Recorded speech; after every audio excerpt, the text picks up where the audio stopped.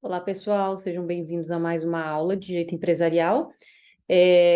Hoje nós vamos falar acerca do título de crédito em espécie na modalidade letra de câmbio. Então, nós falaremos sobre as regras gerais que fazem parte do contexto da teoria geral já estudada, né? Nós vamos falar também dos prazos para a execução cambial de letras de câmbio, certo? E prazos para protesto, né? Para protesto, protesto por falta de aceite, se for o caso, e protesto por falta de pagamento, tá bom?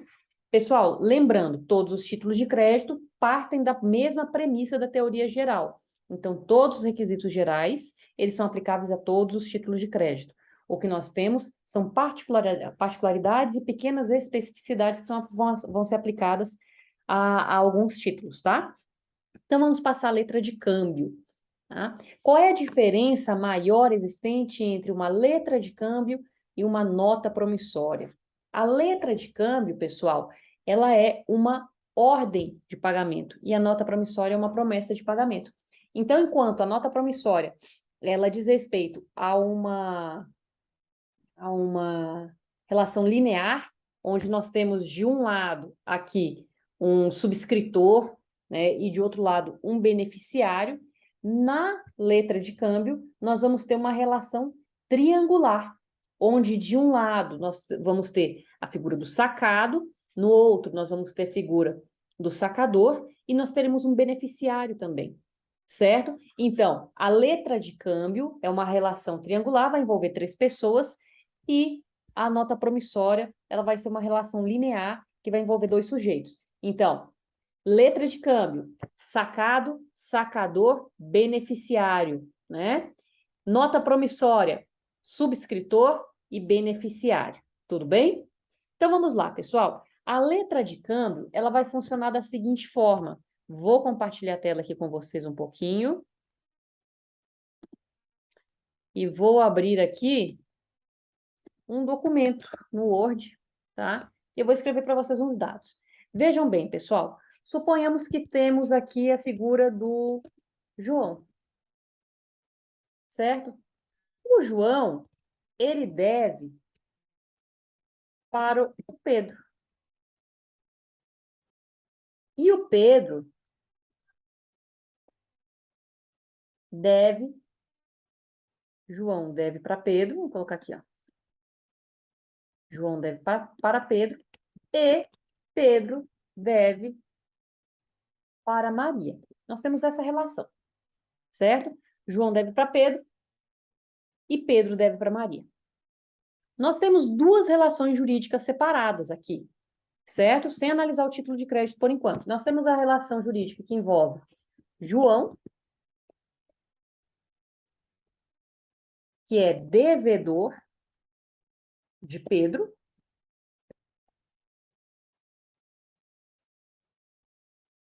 e nós temos uma outra relação jurídica, uma relação jurídica secundária, em que Maria, né? Não, Pedro, perdão. Em que Pedro, ele é devedor de quem? De Maria, que é credor. Nós temos duas relações jurídicas aqui. Pessoal, dentro dessas duas relações jurídicas, nós temos algo em comum. O que é em comum aqui entre essas duas relações jurídicas, pessoal? Pedro, olha só. Pedro é o sujeito em comum nas duas relações jurídicas, relações distintas, certo? Suponhamos que exista uma equivalência aqui de valores. João é devedor de Pedro no valor aqui de, vou colocar, de R$ 5.000.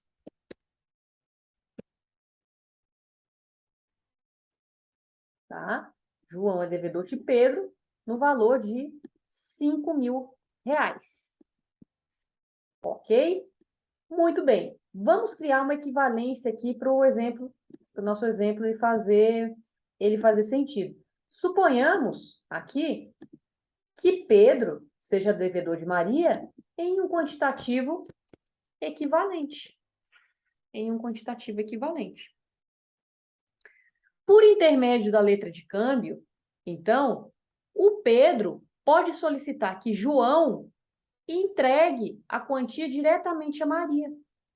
Por quê? Porque aí Pedro, que estava inserido em duas relações jurídicas, a princípio e teoricamente, tá? A princípio e teoricamente, ele se libertaria de ambas. Por quê? Porque Pedro, aqui nesse caso, ele tem a opção, ele pode fazer o seguinte: Pedro pode solicitar que João pague diretamente a Maria. E aí nós criamos um câmbio entre três pessoas que faziam parte de duas relações jurídicas diferentes, certo? Nesse contexto aqui, quem que vai dar a ordem de pagamento? A ordem de pagamento sai de Pedro, porque Pedro é o credor, certo? E João é o devedor principal. Então, nesse contexto, o Pedro, tá aqui, Pedro emite uma ordem de pagamento. Vou colocar aqui em alta. Ele emite uma ordem de pagamento, em que João vai receber a ordem. João. Tá? Então, Pedro emite uma ordem de pagamento para o João. Para o João fazer o quê? Pagar diretamente a Maria. Então, para que este... Vou repetir aqui, para que João pague diretamente a Maria. Ah, mas eu não poderia fazer também por uma nota promissória? João subscreve uma nota promissória para o Pedro, Pedro pega essa nota promissória, endossa e passa para Maria, não daria no mesmo? Daria, só que eu teria aí já uma relação de endossante, né? Eu alargaria a circulação desse título de crédito. Aqui eu já faço nascer o título de crédito com uma relação triangular, certo? Meu título de crédito, ele já nasceu pronto em relação a essa relação jurídica primária, certo? Então, ele já nasceu envolvendo uma terceira pessoa. Então, dentro desse contexto aqui, ó, João, ele pagaria, pessoal, aqui, ó, diretamente a Maria. João satisfaria seu crédito, perdão, João satisfaria seu débito, né? Pedro satisfaria seu crédito, ao mesmo tempo, satisfaria seu débito frente a Maria, que sairia com o valor. Eu acabaria com a relação jurídica com um único título de crédito, sem necessidade de um endosso, por exemplo. Certo? Acabaria com essa relação jurídica. Ah, e se a Maria quiser passar esse título para frente, ela pode? Pode. Ela pode endossar em preto, da mesma forma como nós fizemos com os outros, lá nas regras gerais que nós estudamos, e passa esse título em frente. Certo? Muito bem, pessoal. Então, olha só. Aqui nesse caso, então, Pedro emitiu uma ordem de pagamento para o João, para que o João pague diretamente a Maria. Vamos dar nomes jurídicos a essa pessoa? Se o Pedro emitiu uma ordem, nesse caso aqui, vou trocar de cor, nesse caso aqui, Pedro será o sacador. Também chamar, olha só, é ele que emitiu. Então, ele também vai ser chamado de emitente. Mas o Pedro, ele é o devedor principal, gente? Não. Quem é o devedor principal? Olha aqui, ó. É o João. Pedro está emitindo uma ordem de pagamento para o João, para que o João pague a Maria. Então, quem vai pagar no final das contas é João. Então, quem é João nessa relação jurídica?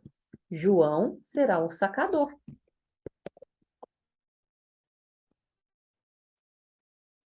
João será um sacador. Opa, perdão. João será o sacado, é o devedor. O sacado, nesse caso, também pode ser chamado de devedor principal. João é o devedor principal, certo? E Maria? Maria, aqui nessa relação jurídica primária, ela é quem, gente? A beneficiária. A beneficiária. Então, temos Pedro. Vou até trocar de cor aqui para vocês perceberem. Pedro sacador ou emitente, João, que vai ser o sacado, também chamado de devedor principal, certo? E teremos a Maria, que vai receber esse título de crédito em seu benefício e que vai ser chamada de beneficiário, certo? Essa aqui é a letra de câmbio. Ela envolve 3 pessoas, ok? Pessoal, vou mostrar para vocês agora o modelo de letra de câmbio aqui. Vamos lá. Essa aqui é uma letra de câmbio. Vou ampliar. Essa aqui é uma letra de câmbio. Então, vejam só, né? Sempre precisa vir aquela regra, né, geral que nós vimos na teoria geral dos títulos de crédito. Vejam que está estampado aqui letra de câmbio. Aqui também está estampada a expressão letra de câmbio. Todo título precisa vir com o seu nome impresso, tá? Essa letra de câmbio aqui, pessoal, vejam só o que ela contém. A data de vencimento, que é um requisito geral. O valor numérico em algarismos, requisito geral. O valor escrito por extenso, R$ 1.000, requisito geral. No caso de divergência entre o algarismo e o valor escrito por extenso, ficamos o que está escrito por extenso, certo? Agora vejam só, aos 15 dias do mês de março de 2010, pagar Vossa Excelência por essa primeira e única via de letra de câmbio a José das Couves ou a sua ordem. Gente, quem é José das Couves? José das Couves é o beneficiário. É o beneficiário. Vamos extrair esses dados aqui? Vamos extrair esses dados? Olha só, nesse título de crédito, vou colocar aqui no cantinho, esse aqui, vou colocar aqui no outro cantinho, peraí.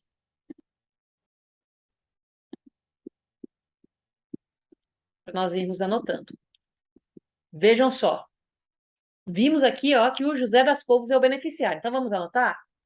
Vamos anotar nessa relação jurídica ali do título. José das Couves, já identificamos que é o beneficiário. Beneficiário. Certo? Então, olha só o que está escrito. Aos 15 dias do mês de março de 2010, pagar Vossa Excelência por essa única, Vossa Senhoria, perdão, por essa única via de letra de câmbio, a José das Couves ou a sua ordem. Ou a sua ordem está permitindo um endosso, correto? Está permitido endosso. A soma de R$ 1.000, tá? E no dia do seu vencimento fará pronto pagamento em moeda corrente nacional. Pagável em Cuiabá, Mato Grosso. Dados do sacado e aqui a assinatura do estelionato. Vamos lá, pessoal. Quem é o sacado? Que nós vimos aqui, ó, no nosso exemplo que eu dei aqui em cima. Quem é o sacado? Sacado é o devedor principal. Sacado é quem tem que pagar o título, certo? Então, o sacado aqui, ó, já vem expresso, é o Antônio Laranja. Então, aqui, no caso desse título que nós estamos analisando, vamos pegar com a laranja aqui.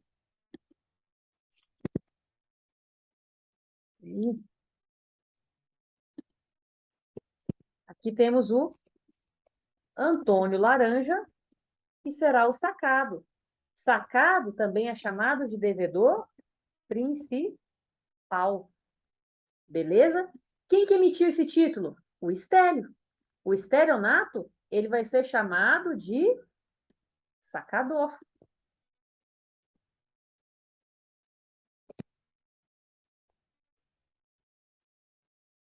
Nesse contexto aqui, pessoal, desse título, tá? Nesse contexto desse título, o estélio emitiu uma letra de câmbio dando uma ordem de pagamento. Para quem? Para o Antônio Laranja. Para que o Antônio Laranja pague diretamente a quem? A José das Couves. Então, olha só, nesse sentido, estelionato, ele emite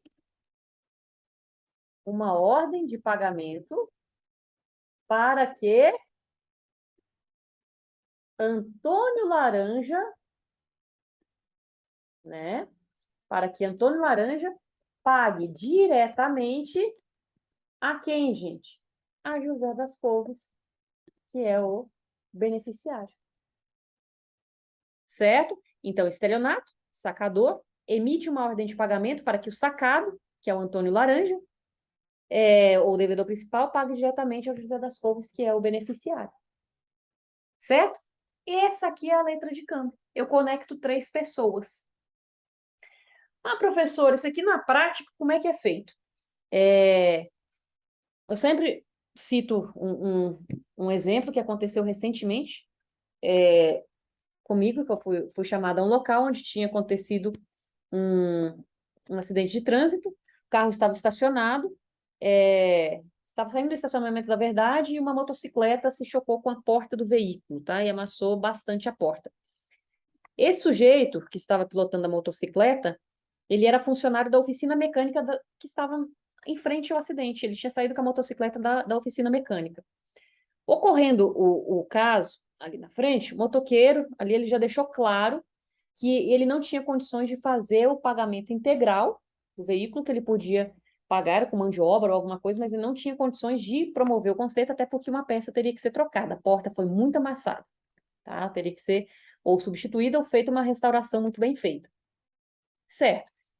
Em conversa, em acordo, é aí que entra o poder de negociação de vocês, o que nós conseguimos convencionar? Nós conversamos com o patrão desse motoqueiro, que era mecânico dessa oficina, conversamos com ele o seguinte: olha, o senhor deve o salário ao seu empregado, não deve? Sim, devo. Vamos fazer um acordo em que parte do salário não vai ser pago diretamente a ele, mas sim uma pessoa designada por ele, porque dessa forma, ele, o motoqueiro, arcaria com o prejuízo que causou, certo? E a empresa não arcaria com ônus nenhum, porque ela só está fazendo um repasse.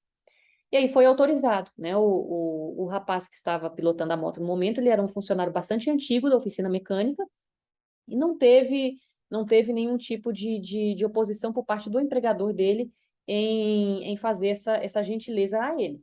Foi, de fato, uma gentileza. Nesse caso, pessoal, do exemplo que eu citei, o que que nós teríamos? Nós teríamos o seguinte, nós teríamos aqui, ó, o mecânico que cometeu o ato ilícito, que nós chamamos de ilícito cível, né? O mecânico, aqui, ó, ele se chocou contra o veículo, ele era o sacador,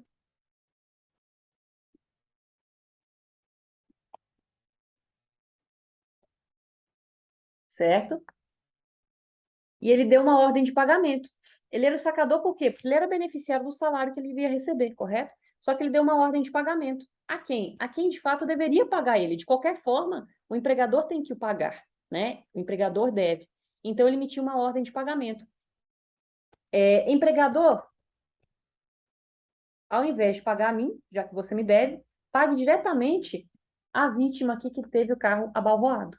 Então, o empregador, ele vira o sacado em relação ao valor do salário que é devido e vai pagar o valor diretamente à vítima do acidente veicular, que vai ser o beneficiário. Então, todos os meses, né, ao invés do empregador, que já é um devedor originário, ter que pagar, por exemplo, um salário mínimo e meio a esse mecânico, ele retira ali 20% do valor salarial e já paga diretamente a vítima do acidente. Certo? Então, você pode fazer isso em forma de título de crédito. Ah, mas ele vai fazer esse pagamento via Pix. Ótimo, ótimo, ele pode fazer o pagamento via Pix. Você vai dividir. Nós vamos fazer esse pagamento em 7 vezes. Ótimo, vamos emitir 9 notas, 7 notas promissórias, 7 letras de câmbio. Ele pode fazer o pagamento via Pix, não tem problema. Assim que o pagamento cair na conta, eu vou lá e me comprometo a entregar em mãos o título a ele, para que ele rasgue o título, para que ele faça algo, certo?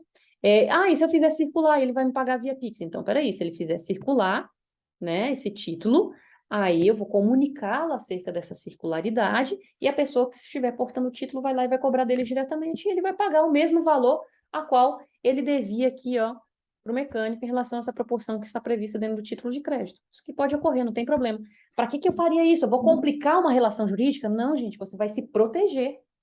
Você vai se proteger, porque é muito fácil você ir lá e fazer um acordo verbal. O problema é você ter a certeza que aquelas pessoas que você não conhece vão te pagar. Então, pouco importa a maneira como o valor será acreditado em minha conta. Pouco importa se eu vou pegar esse título e fazer esse título circular. O que importa, de fato, é que eu tenho um título que me protege no caso de um inadimplemento. Que eu vou lá e vou fazer um acordo com ele, certo? Você me paga, você vai me pagar, você vai me fazer o pagamento todo dia X, você vai me pagar o valor Y, tá? Ah, eu não tenho cheque para te dar em garantia, não tenho nada para te dar em garantia. Não, beleza, fica só na palavra. Ou você vai fazer um contratinho furado ali. Se você fizer um contratinho ali, simples naquele momento, você provavelmente nem conseguirá executá-lo, porque muitas pessoas não têm o entendimento jurídico de que para executar você precisa da presença de duas testemunhas. E o título de crédito é muito mais eficiente, é muito mais rápido para ser executado. Então, não é pela existência do título de crédito, mas o título de crédito, a letra de câmbio, nesse exemplo que eu citei, ela gera uma segurança muito forte para essa vítima do acidente. Certo? Não é porque teria que fazer em letra de câmbio, é porque ela me protege no caso de futuro inadimplemento. Certo? Então, para isso que a letra de câmbio serve. Ela serve para proteger aí o direito desse beneficiário. Ok? Então, nesse título, nós vamos ter aqui a relação jurídica que eu anotei aqui, vocês podem anotar aí no material de vocês. Belezinha? Muito bem, pessoal. Então, temos aqui essa demonstração. A mesma relação que eu fiz aqui, né, com o exemplo anterior, tem aqui nos próprios slides que vocês que estão disponíveis a vocês. Temos aqui as legislações aplicáveis à letra de câmbio, que não vem ao caso nesse momento, só a título ilustrativo mesmo, tá? Os requisitos, conforme eu falei para vocês no início aqui dessa nossa aula, os requisitos são os mesmos requisitos gerais dos títulos de crédito, certo? Então, eu preciso da palavra letra escrita, do mandato simples, né, de pagar uma quantia determinada, ou seja, eu não posso ter uma cláusula condicional aqui na letra de câmbio, valor em espécie em moeda, a época do pagamento, que seria a data do vencimento, a indicação do local em que deve se efetuar o pagamento, o nome daquele a quem se deve pagar, que é o sacado, que é o devedor principal, o nome do beneficiário ou do tomador, que é aquele que vai receber, né, o título, o nome, a data em que a letra é passada, a data da emissão da letra, e a assinatura do sacador, que é quem autoriza a ordem de pagamento para que o sacado pague. Certo? Então, nós vamos ter aí esses requisitos que são idênticos aos requisitos dos outros títulos de crédito. Belezinha? Belezinha? Tudo bem. Pessoal, olha só, mesmas regras. Algarismos escritos de forma numérica têm divergência com escrito por extenso, fico com por extenso, tá? Preciso do nome do sacado e dos dados dele. Então, vou colocar aqui os dados do sacado. Quem é o sacado, gente? É o devedor principal. Vou emitir esse título, certo? Vou ordenando que o devedor principal, aqui, pague a pessoa que eu especificar. Então, tem que ter o nome do sacado, tá? Sacado é o devedor principal. Lembrem-se que eu só preciso da assinatura do sacador, que é daquele que libera a ordem de pagamento. Eu não preciso da assinatura daquele que vai pagar, certo? Muito bem. Aqui está o requisito legal do nome da pessoa a quem eu devo pagar. Aqui tem uma prerrogativa, pessoal. Vejam só. Vejam que aqui o nome do beneficiário está expresso. Porém, é possível que eu deixe esse espaço em branco. Eu vou formalizar aqui uma letra de câmbio nesse momento, mas eu não tenho certeza quem será meu beneficiário. Eu tenho intenção de comunicar o sacado, que é o devedor principal, que ele terá que pagar diretamente ao beneficiário que eu vou especificar em momento posterior. Mas eu ainda não sei quem eu especificarei. Suponhamos que antes do vencimento dessa letra de câmbio aqui, eu já tenha quitado os débitos que eu, né, que sou a sacadora aqui, que não sou devedor principal, tinha com outras pessoas. Então, suponhamos aqui, ó, o estelionato, ele emitiu essa letra de câmbio, aqui, ele emitiu essa letra de câmbio, e aqui no nome do beneficiário ele não colocou nada, ele deixou uma lacuna. Ele deixou uma lacuna. Então, ele não transmitiu esse título a alguém, esse título está com ele ainda. A partir do momento que ele colocar o nome de alguém aqui na lacuna, ele transmite. E ele está esperando. Então, assim, eu tenho duas dívidas, né? Eu, Estélio, tenho duas dívidas. Eu tenho uma dívida com o Pedro e tenho uma dívida com o João. Até a data de vencimento dessa letra de câmbio aqui, eu verifico qual dos dois eu vou pagar, comunico o Antônio a quem ele deve pagar. Certo. Acontece que nesse interim, até alcançar a data de vencimento dessa letra de câmbio, o Stélio já pagou o Pedro e o João, com outros recursos que ele tinha. E agora, ele não tem ninguém em vice para colocar um nome aqui, porque ele não está devendo para ninguém, ele não tem a intenção de transmitir essa carta. Então, o que o Stélio pode fazer, pessoal? Ele pode lançar o nome dele aqui como beneficiário. Então, pessoal, em certas ocasiões, o sacador pode ser o beneficiário. O sacador e o beneficiário podem ser a mesma pessoa. Certo? Por quê? Porque o sacador, ele emitiu uma ordem de pagamento, ele falou aqui, ó. O Stélio falou, Antônio, vou emitir uma ordem de pagamento, você não vai pagar isso aqui a mim, você vai pagar diretamente a pessoa que estiver portando o título à época do pagamento. Tá? A gente vai fazer uma letra de câmbio, eu vou identificar essa pessoa depois. Beleza, Antônio está ciente. Só que o Stélio não passou para ninguém. Ficou retendo o título. Não beneficiou uma terceira pessoa. Então, ele vai lançar o nome dele próprio ali. Certo? Ele vai receber esse valor. Então, gente, segundo a nossa legislação, é sim possível que o sacado e o beneficiário sejam a mesma pessoa. Apesar de não ser comum, é possível. Certo? Olha só aqui, ó. O nome da pessoa a quem deve ser paga, né? Deve existir ali no título. A letra pode ser ao portador e também pode ser emitida por ordem e por conta de terceiro. O sacador pode designar-se como tomador. Olha só, o sacador, estelionato, pode se designar como tomador, que é o beneficiário. Então, se aqui estiver em branco, ele não repassar para ninguém, o estelionato pode pegar e anotar o nome dele aqui. Certo? O estelionato, ele é o credor do Antônio Laranja. Só que ele ia pedir para o Antônio Laranja pagar uma outra pessoa, ao invés de pagar diretamente a ele. Já que ele não indicou ninguém, não paga diretamente a ele. Certinho? Então, o sacador e o tomador podem sim ser a mesma pessoa. Aqui nós precisamos da assinatura de próprio punho, né? Então, aqui, ó, a assinatura do sacador tem que ser manuscrita, não pode ser digital, não pode ser uma assinatura mecânica, tem que ser necessariamente manuscrita. A assinatura do analfabeto tem que ser por intermédio de um mandatário, certo? Agora, o aceite aqui do sacado, nós vamos ver o aceite daqui a pouco, ele pode ser mecânico, tá? Aqui a assinatura de próprio punho, ilustrando aqui a assinatura do Stélio. Deve conter a palavra letra de câmbio, que nós já vimos, né? Que é a pressão única via de letra de câmbio. Deve constar a data, ok? Da mesma forma que acontece com a nota promissória, existem 4 datas diferentes que nós podemos fixar na nossa letra de câmbio. Pagamento à vista, a um certo termo da vista, a um certo termo da data e pagável num dia determinado. Certo? Vamos lá. O pagamento à vista da letra de câmbio não é um pagamento à vista normal. É igual ao pagamento à vista da nota promissória. Certo? É igual ao pagamento à vista da nota promissória. Belezinha? Como é que é o pagamento à vista da letra de câmbio da nota promissória? Eu emito uma letra de câmbio ou emito uma nota promissória à vista, e aí a pessoa tem 1 ano para cobrar do devedor principal, certo? Então, esse à vista significa que pode ser pagável dentro de 1 ano. Eu, como devedora principal, se eu emito uma letra de câmbio à vista, ó, deixa eu pegar aqui essa imagem.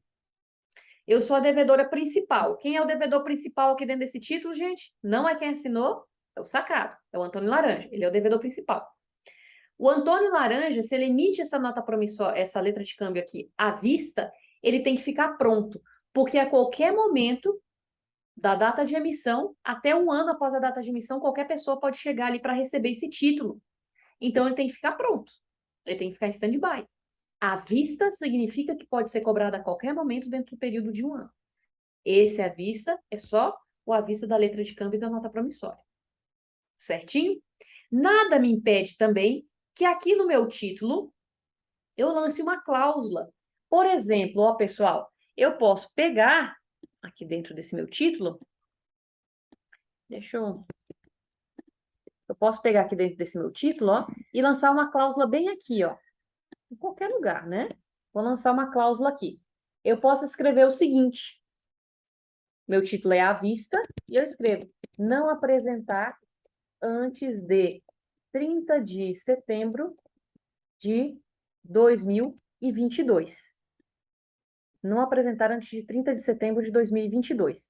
E aqui na data, eu coloquei a data do dia, tá? Eu coloquei a data do dia. Suponhamos que eu tenha colocado aqui a data de hoje, tá? Ignorem isso que está escrito. Coloquei a data do dia aqui. E logo em seguida, coloquei aqui, ó, não apresentar antes de 30 de setembro de 2022. Nesse contexto, esse título de crédito aqui, que é pago à vista, né, ele pode ser pago dentro do período de um ano, mas esse um ano só vai poder ser contado a partir dessa data aqui, ó. A partir dessa data, de 30 de setembro de 2022. Então, coloquei aqui, ó. Não pagar antes de 30 de setembro de 2022. Belezinha? E aí, pessoal, aqui, ó, no meu vencimento... Opa. Ó. Aqui no meu vencimento, eu coloquei o seguinte. Minha data de vencimento é 1/8 de 2022, tá? O vencimento era esse. 1/8 de 2022. E eu emiti aqui esse título de crédito com data de vencimento para 1/8 de 2022, no mesmo dia que eu emiti o título de crédito em si. Então, esse título aqui, ó, tem a mesma data. Esse título foi emitido em Cuiabá em 1/8 de 2022. Coloquei a data de vencimento, 1/8 de 2022. Esse título é à vista. Se esse título é à vista, certo? O beneficiário vai ter até 1/8 de 2023 para promover o resgate desse valor, para ir lá e cobrar. Tem até um ano para cobrar. Dentro de um ano, o devedor principal, que é o Antônio Laranja, ele fica ali esperando. A qualquer momento ele pode ser cobrado e a qualquer momento ele vai ter que pagar. Mas se for lançada essa cláusula, não apresentar antes de 30 de setembro de 2022, esse à vista aqui, ele vai começar a contar a partir de 30 de setembro de 2022. Certo? Então, um ano que se teria para pagar pode ser cobrado a partir dessa data. Então, um ano começa a contar de 30 de setembro de 2022. Certo? Então, temos aí essa possibilidade em relação ao à vista. Tá? O que seria aqui o vencimento a um certo termo da vista?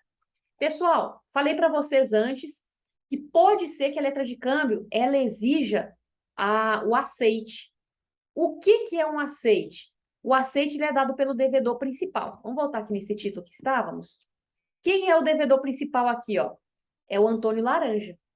O Antônio Laranja, ele deve lançar o aceite dele dentro dessa letra de câmbio apenas se a data de vencimento escolhida pelo sacador foi essa, a um certo termo da vista.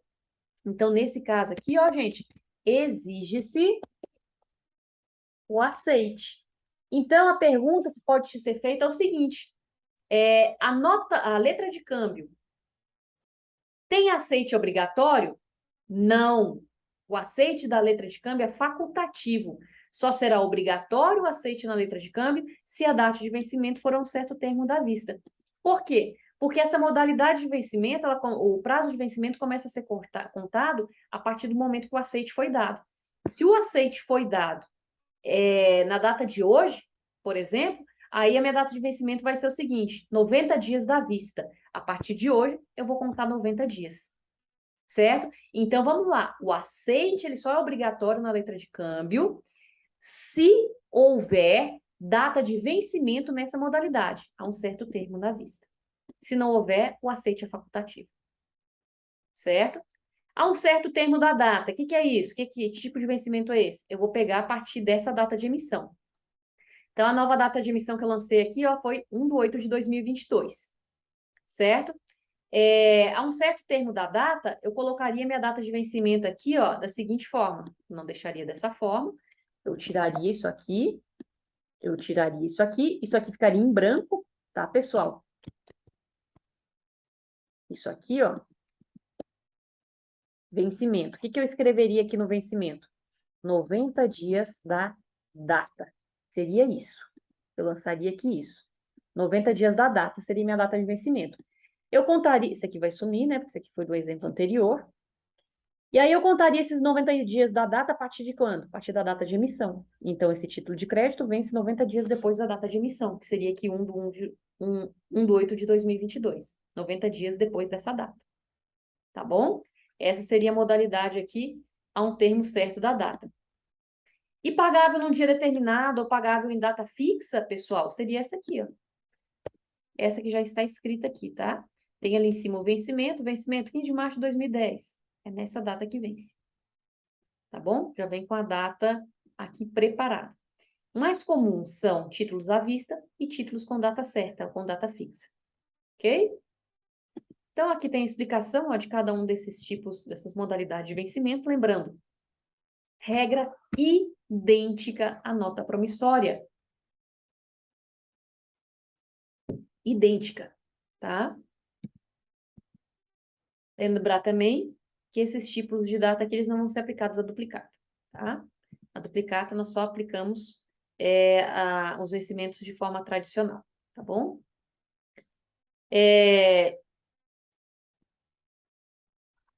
Certo, aqui são os prazos, continuidade daquilo ali que nós estávamos vendo. Aqui, ó, as letras a certo tempo da vista devem ser apresentadas ao aceite, né, dentro do prazo de 1 ano, a contar de suas datas. Vencimento à vista aqui também tem a previsão, local do pagamento, que já vimos. O local do pagamento, ele vem impresso na cártula. Vamos voltar lá na cártula? Aqui, ó. Deixa eu aumentar aqui um pouquinho. Pagável em Cuiabá. Então, o local de pagamento já vem impresso na cártula, tá? Pagável em Cuiabá. Pessoal, e se não vir o local de pagamento, eu vou pagar no domicílio do sacado, tá? O pagamento vai ser no domicílio do sacado, que aqui no caso seria São Paulo. Certinho?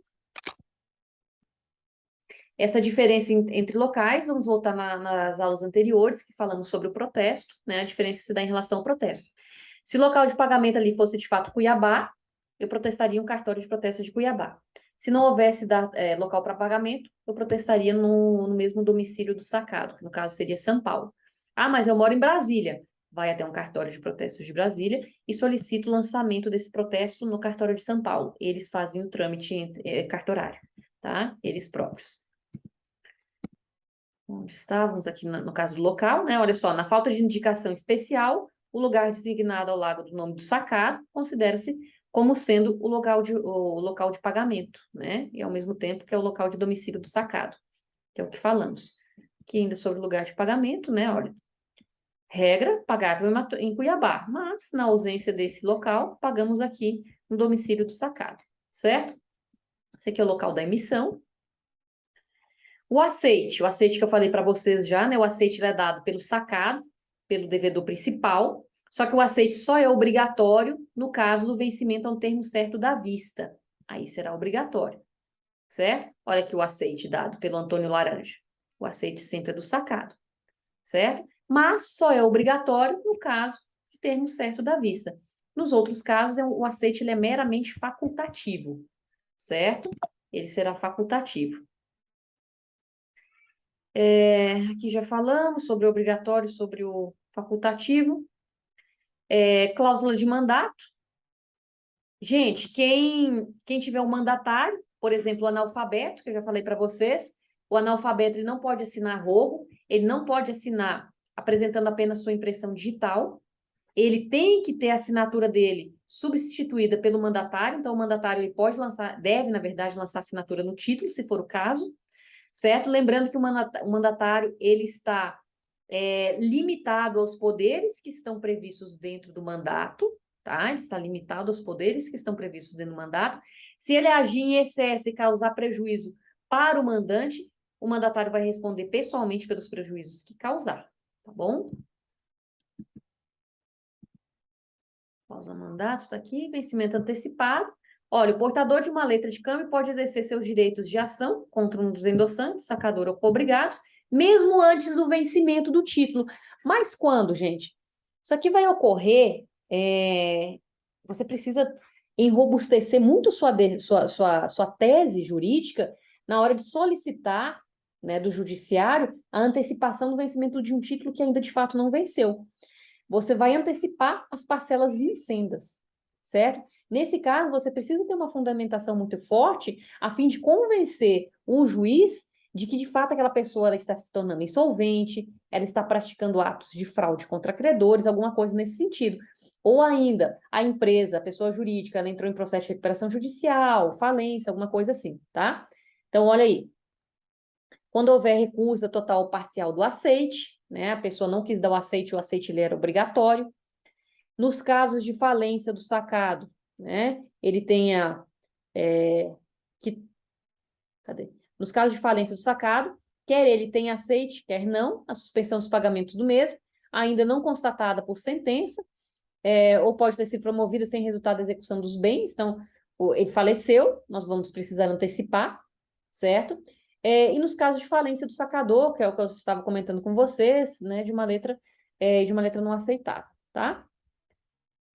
Recusa total ou parcial acerca do aceite, certo? O aceite, ele pode ser recusado, só que ele tem que ser recusado de uma forma específica. O aceite, ele pode ser parcial, aceito parcialmente porque os dados do título estão incorretos, alguma coisa nesse sentido. Não é comum de acontecer essas questões relacionadas à recusa total ou parcial, nem em questões de ordem, nem em questões de OAB, porque é um item discutível, tá? Então, não se preocupem com isso. Protesto, assim como todos os outros títulos, ele pode ser um protesto por falta de pagamento, que é a regra geral, ou no caso da duplicata e da letra de câmbio, que podem ter o aceite, a duplicata terá, né? O aceite da duplicata ele vai ser obrigatório, ainda que seja tácito, mas aqui na letra de câmbio ele é facultativo, porém, se o vencimento for com a termo certo da vista, ele se transforma em obrigatório, e aí eu posso protestar por falta desse aceite. Lembrando que o protesto tem que ser sempre antes do vencimento, tá? O protesto por falta de aceite tem que ser antes do vencimento, e o protesto por falta de pagamento após o vencimento, tá? Aval funciona da mesma forma. O aval dado em branco, lembram-se do aval em branco lá da nota promissória? O aval em branco é em benefício do subscritor. Aqui, ó, o aval em branco é em benefício do sacador. O aval em branco é direcionado a quem assina o título.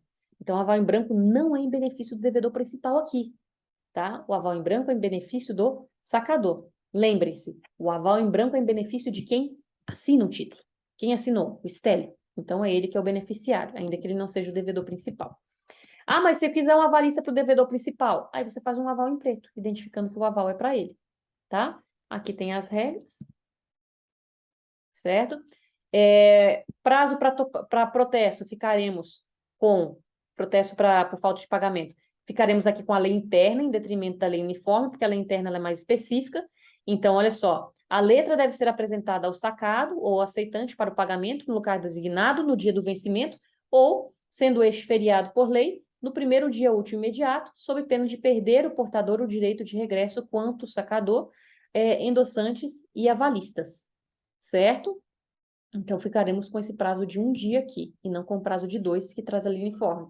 Da mesma forma, o protesto, ó, tem que ser feito no primeiro dia útil que seguir a recusa. É o mesmo prazo do protesto da nota promissória. Idêntico. Não tem diferença. É a mesma coisa. Tanto que nós usamos a mesma lei para a nota promissória e para a letra de câmbio, tá? Se o protesto for feito fora do prazo, gente, se for feito fora do prazo, ele leva nosso título, leva nossa letra de câmbio lá para o direito civil. E aí ele vai poder ser cobrado só por lá, certo? Só pela execução cível, ok?